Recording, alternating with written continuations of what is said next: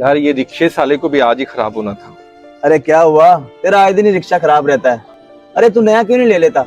अरे तुझे बताया तो था, बड़ा भाई सारी दौलत के ऊपर सांप बन के बैठा है, देता ही नहीं कुछ। उसी सांप का हल निकाल के लाया हूँ। क्या मतलब?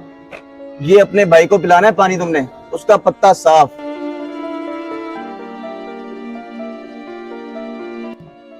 ठीक है।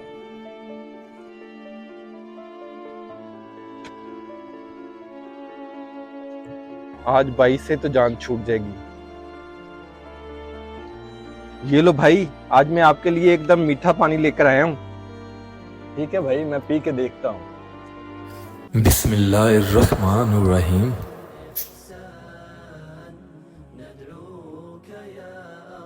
भाई ये तो शहद से भी ज्यादा मीठा है। अरे ये क्या, इसको कुछ हुआ क्यों नहीं? सच में भाई, ये तो वाकई बहुत मीठा था। अच्छा, चलो मैं चलता हूँ।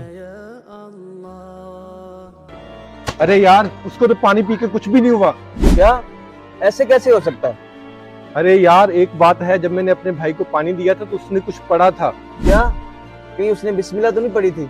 हाँ हाँ भाई, बिल्कुल ठीक कह रहे हो, उसने बिस्मिल्लाह ही पढ़ी थी। अभी तो आपने बिस्मिल्लाह की ताकत देखी है। वीडियो अच्छी लगे तो शेयर कीजिएगा।